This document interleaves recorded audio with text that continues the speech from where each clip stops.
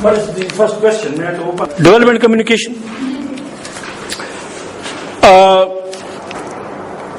You should know the philosophy and the origin and the history and the background of this subject.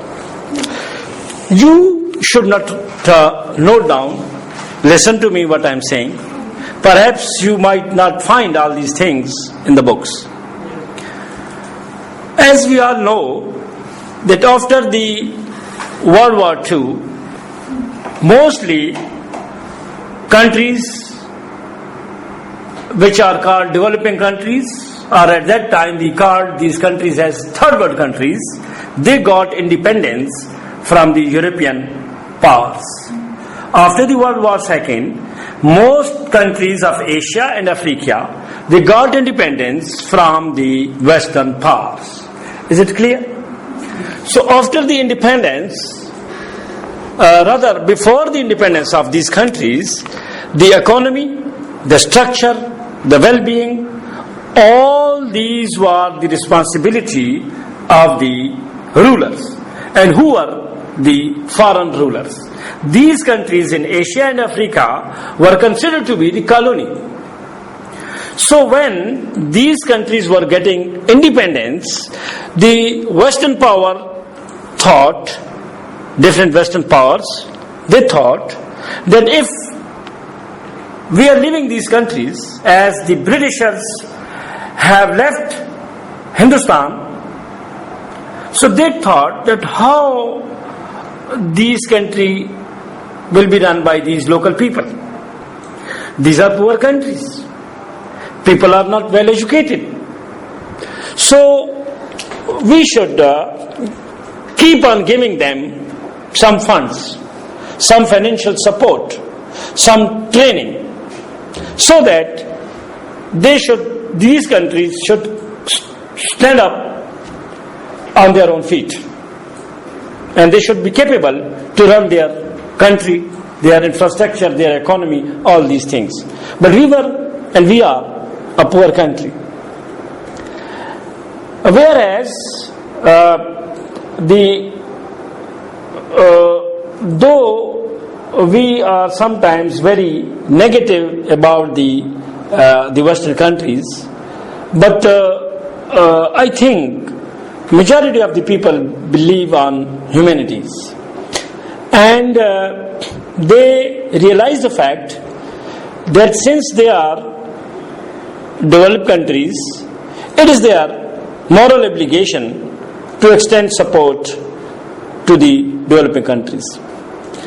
So with this spirit, they created different funds, and they started giving donations or aid to the developing countries or to the countries of the third world.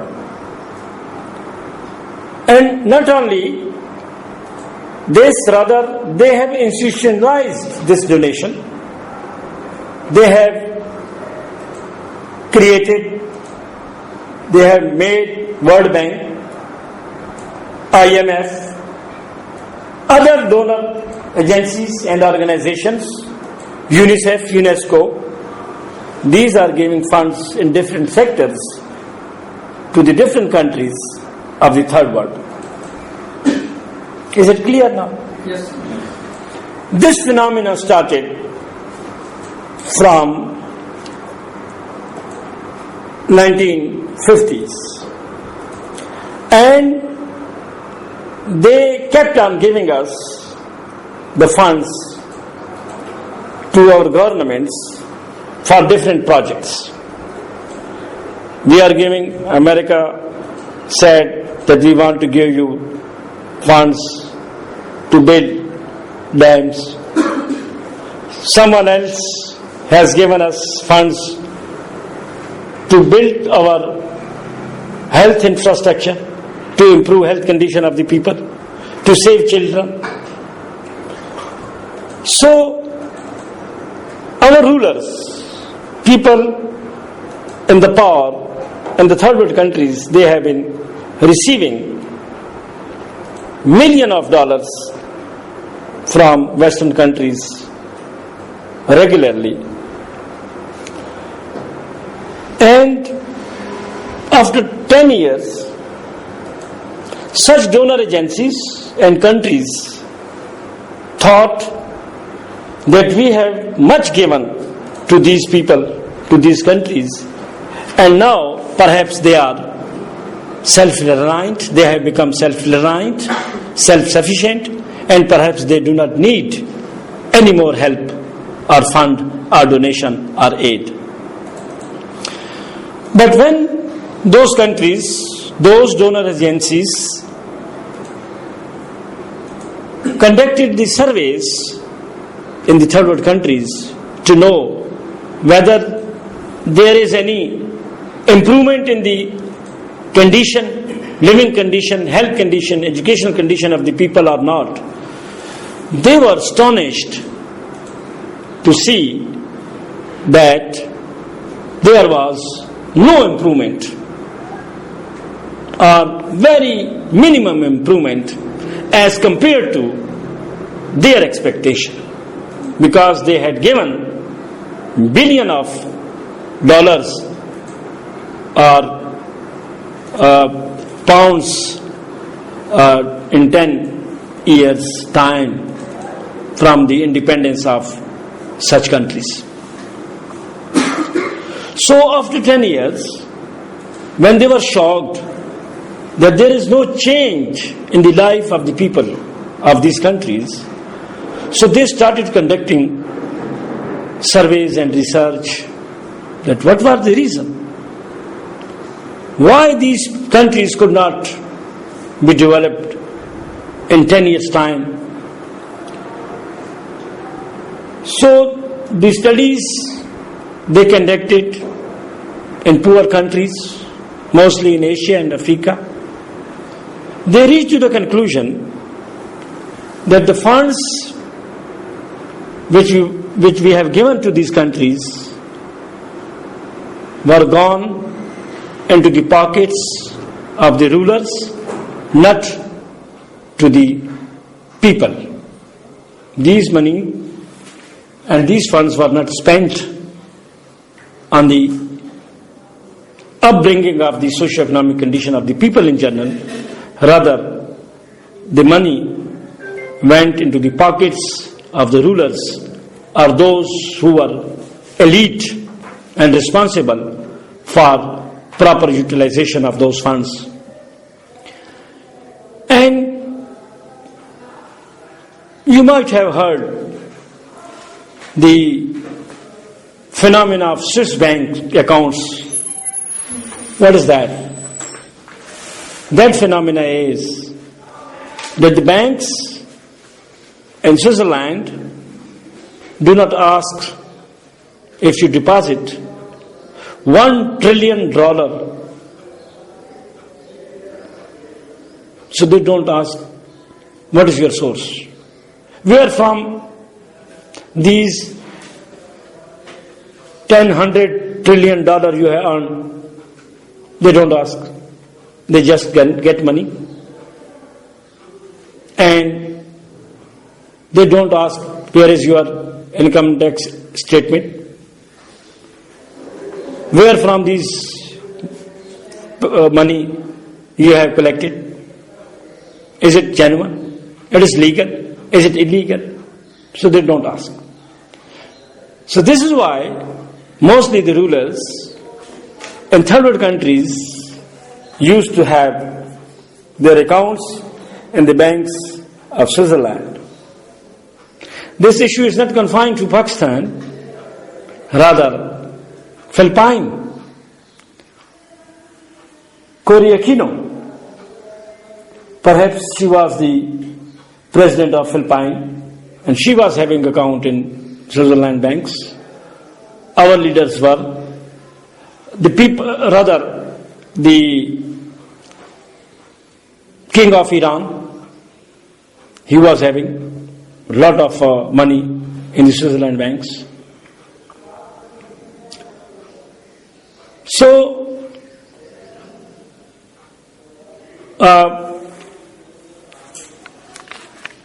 Development communication के सिलसिले में جو میں آپ سے بات کر رہا تھا کہ تیسری دنیا کے ممالک کو جو فنڈ دیے گئے اس کے مطابق ترقی جب انہوں نے نہیں دیکھی تو انہوں نے یہ نتیجہ نکالا کہ یہاں پہ فنڈز مس یوز ہوئے ہیں. اور دوسرے انہوں نے انہوں نے ایک واحد نتیجہ نکالا کہ فنڈز مس یوز ہوئے ہیں.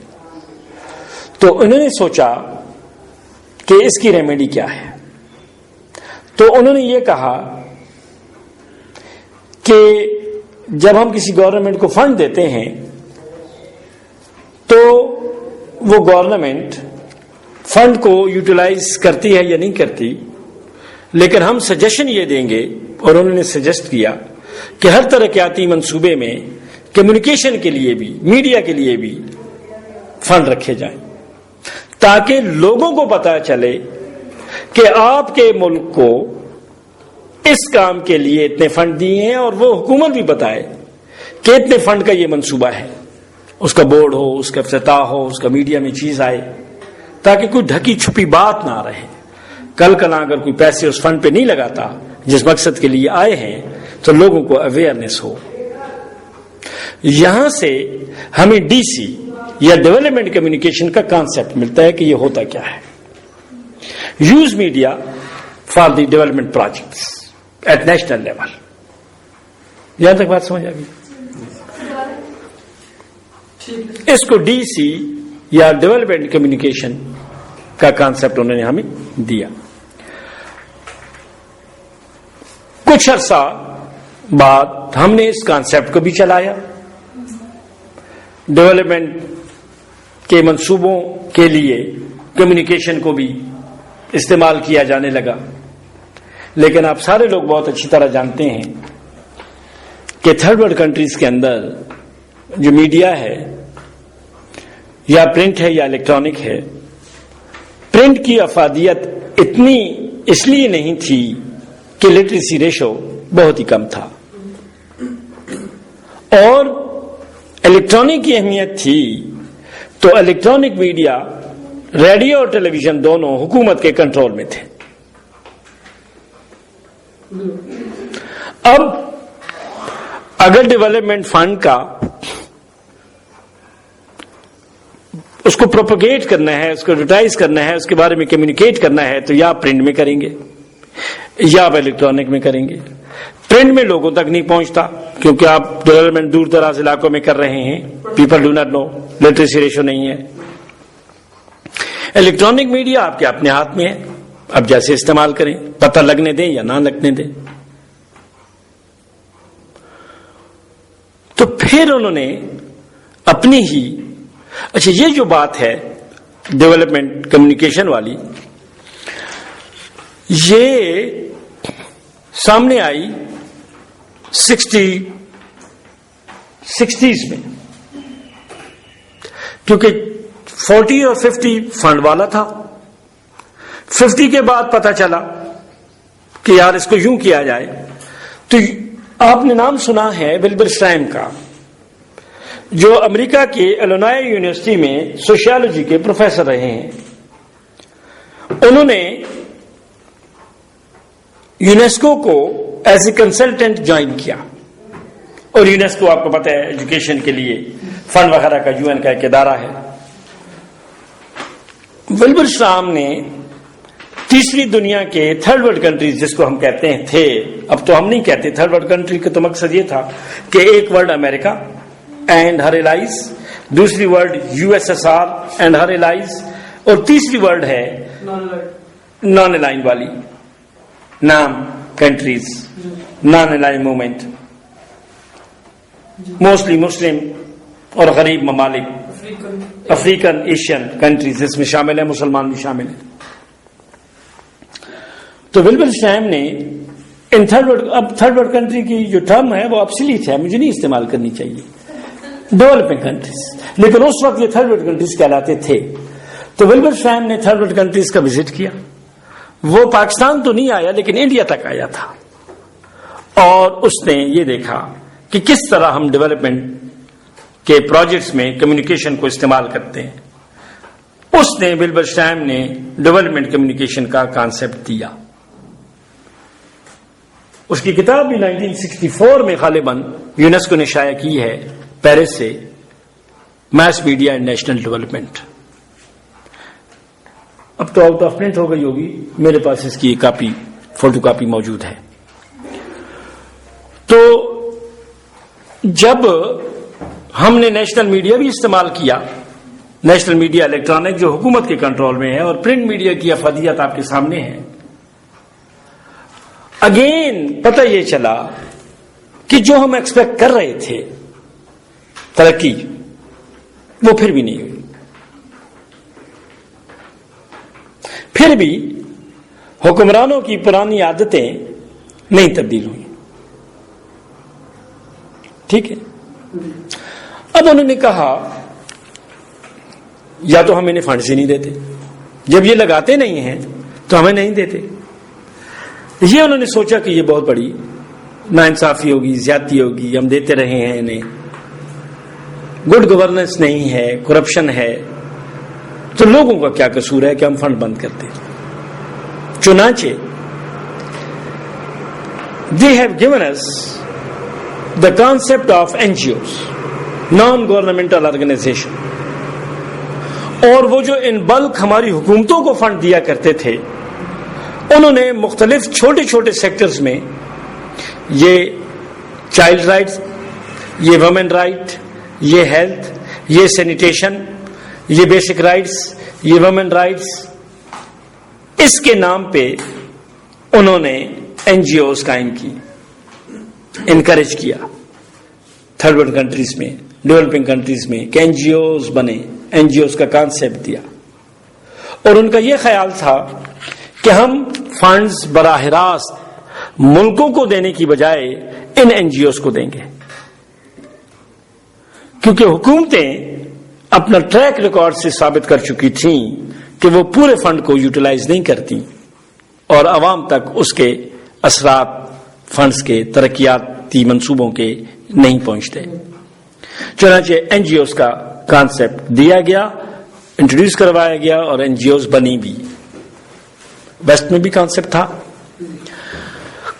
اب اگلا سوال یہ پیدا ہوتا ہے کہ وہ جو 60s میں وہ یہ کہہ چکے تھے کہ آپ تمام کمیونیکیشن کے پروجیکٹس کے لیے ڈیولپمنٹ کمیونیکیشن کو استعمال کیا کریں، اب تو وہ فنڈ این جی او کو دے رہے ہیں.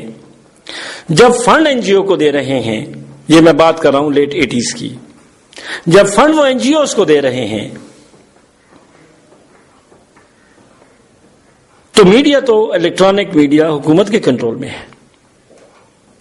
ہے نا، تو فنڈ تو ہوں این جی اوز کے پاس، اور حکومت اپنا سرکاری میڈیا اس این جی او کے لیے استعمال کرے. کیوں؟ یہ تو ہو نہیں سکتا. چنانچہ انہوں نے این جی اوز کے کانسیپٹ کے ساتھ ساتھ ایک اور کانسیپٹ دیا جس کو D S C, development support communication کہتے ہیں.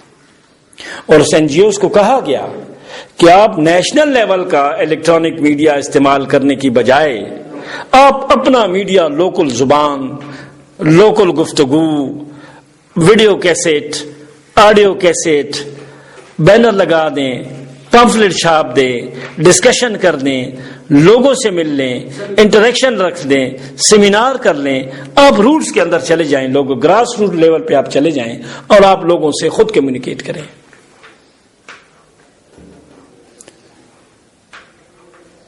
اس کانسیپٹ کو ڈیولپمنٹ سپورٹ کمیونیکیشن کہتے ہیں کہ آپ جو بھی این جی او ہیں، آپ کا جو بھی پروجیکٹ ہے، اس میں آپ کمیونیکیشن کی ٹیکنیکس ڈی ایس سی والی استعمال کریں، development support communication. So what is the definition of development support communication? This is project specific communication. What is development support communication? Development support communication is a communication which is project specific, which supports the project, which supports the development project, and they use the indigenous media. They use face-to-face interaction. They use the medium of seminars. They use the medium of audio cassettes. They use the medium of video cassettes. They use the medium of opinion leaders to reach the target audience. So this is the background of the development support communication. If there are any questions regarding DSC. And now we all see the electronic media in the private sector as well. After 2002, we have so many television channels and so many FM radio stations in the country. So now, those NGOs are using these private electronic media in the country. You might be seeing many advertisements of NGOs on Geo television, on ARY, on FM radios. So these NGOs are now using this private sector electronic media, FM radio, our local television channels, our national television channels, or whatsoever. But now electronic media is in the access of NGOs because the electronic media is in private sector. Different paradigms of development. उसमें sir जो dominant paradigm है, alternative paradigm है, और new paradigm है. All these paradigms that you are talking for, paradigms, your school of thought, your approach. So paradigm word is clear to you all. Dominant paradigm means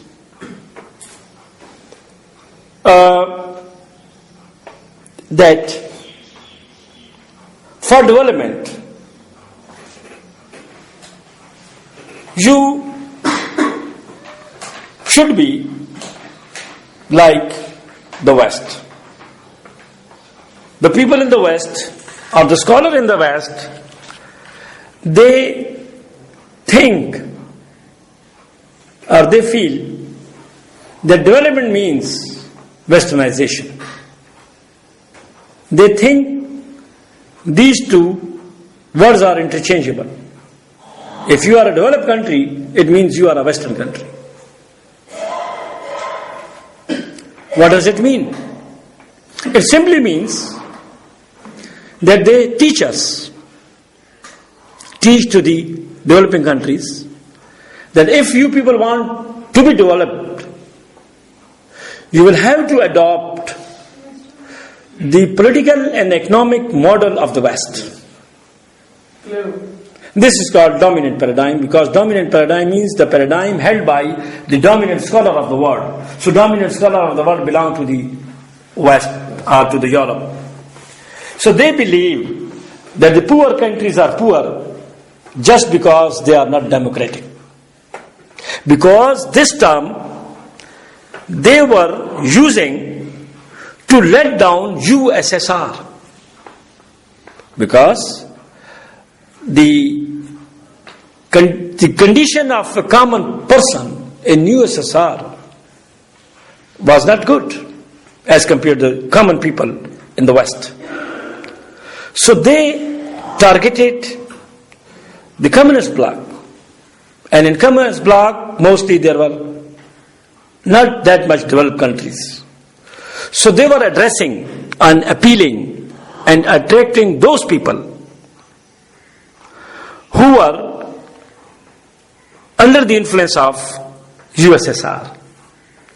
And they were teaching them, asking them, or even we, the people in the developing countries, we, the people in the third world countries, we were also their audience. And they were telling us that if you want to be developed, you will have to follow our models. Model of democracy and model of free market economy. They were talking, when they were stressing that we should follow their political model, mostly they were addressing we type of people, countries in Pakistan, India, Bangladesh, like that. And when they were focusing that you should follow the free market economy, so they were targeting the countries which were under the influence of USSR. So they thought, and this is called dominant paradigm, that if you want to become more developed, you will have to be Western. Western means to follow their models. This is called dominant paradigm. Now, what is the alternative paradigm? That is the effort of such scholars in these countries who did not want to follow the Western model. They said that Japan, China, and such other countries which are developed, these are not Western countries. So, their point of view is not correct, that for development you should be Western, because some Eastern countries, China and Japan, and now later on Indonesia, Malaysia, Korea, वो तो north America में है, Asia के कुछ ममालिक ने भी ने तरक्की की है। वो तो अभी की बात मैं नहीं कर रहा, इसलिए मैंने अपनी पहली गुफ्तगू में सिर्फ चाइना और जापान का नाम लिया। ये जो इंडोनेशिया, मलेशिया, कोरिया की जो डेवलपमेंट है, ये थोड़ी सी उसके बाद की है, लेकिन जिन्होंने इस बात को रिस्पॉन्ड किया, वो उन्होंने जो एग्जाम्पल कोट की वो चाइना की और जापान की थी कि these two countries being not the western countries are developed countries. Then by this argument the people belonging to the dominant paradigm, and they were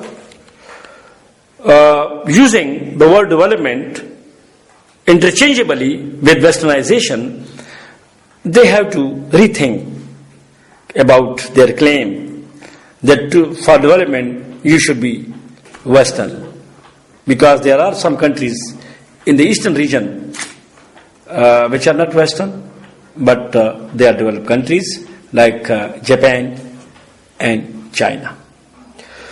So the dominant scholars a bit changed their definition of development, and they said, okay, for development you shouldn't be Western, but you should be industrialized.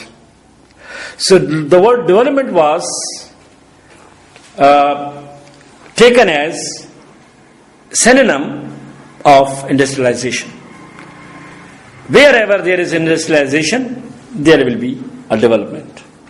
So, first definition or first concept was that development and westernization is similar, and this is this argument was countered by the scholars who gave the example of Japan and China.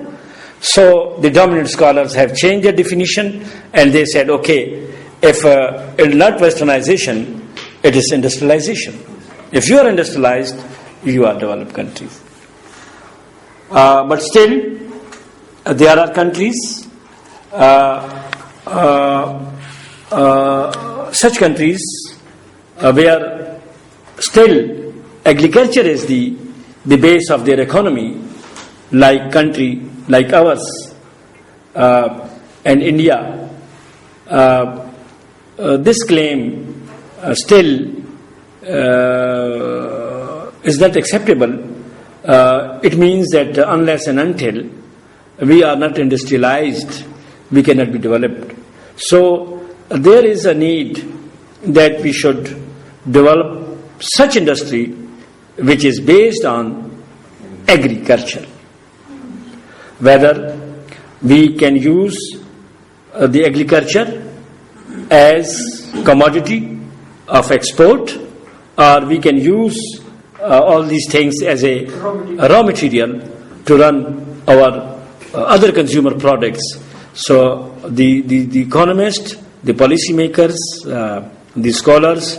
It's a big challenge for all those people, because in a country where there is 180 million population, if we today we adopt a very sophisticated industry, high-tech industry, it means we will unemploy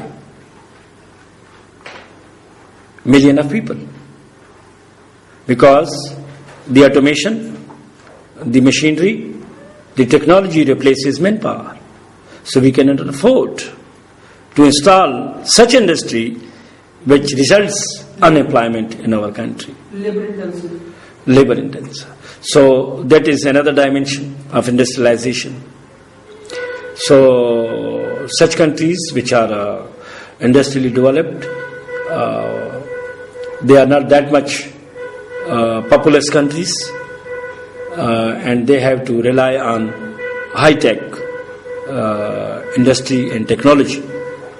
But countries like China, like India, like Pakistan, having a huge population, they cannot rely on such technology which result unemployment of a million of people. So we will have to engage our manpower, our human resource in such a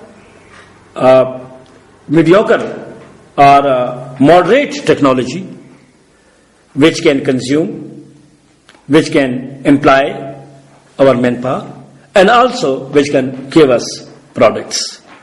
And also we should make our agriculture industry based, mechanical based, so that we should get maximum product, crops and exports. So this is the real challenge for all of us being student of media studies, how we can draw the attention of the government and the policymakers towards such issues, that how this country, because if we expect that only one person whom we have given a big majority of votes, he is in power and he will do everything for us, this is not possible. To run a country, to make a country develop for progress, it is the responsibility of all the people in the country to think according to their capacity, their knowledge, their khudadat, salahiyat, that what they can contribute. I think this is sufficient. Dependent and interdependent model means that at one time it was considered that all the countries, all the third world countries, are dependent on the Western world. This is called dependency model. But later on, it was experienced by different countries that no country alone is developed in all the sectors of life. If a country is developed in industry, that country might be lacking the raw material or manpower. If America is a well-established, industrialized country, Gulf region is providing fuel to run the industry. So earlier this was the concept that there is dependency of poor countries on the Western world.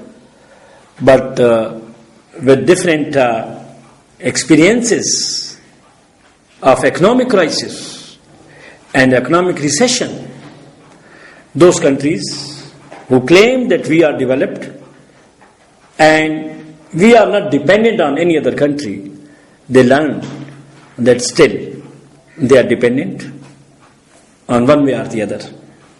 They are developed in one sector. They are developed in industry, but they are dependent on Gulf region for fuel, for oil. They are if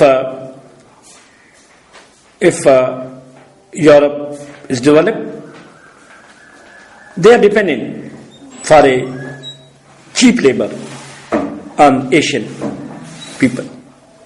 If American countries and the European countries are exploring oil, are refining oil in the Middle East, Pakistan, India and Bangladesh are providing manpower because we agree on low wages, whereas in America you cannot exploit a person. You take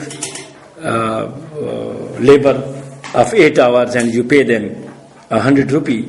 This is not possible over there. So because of our low economic and social condition, our people are willing to work on reasonable rates in Middle East, in Europe, and everywhere. So this is the background of this thing, this theory. What is dependency theory and what is interdependence? So now this notion has been accepted by the world that the countries are not only third world countries are not dependent on the West. Rather, West also depends on third world countries for oil or for cheaper labor or for other things. So this is called interdependency model.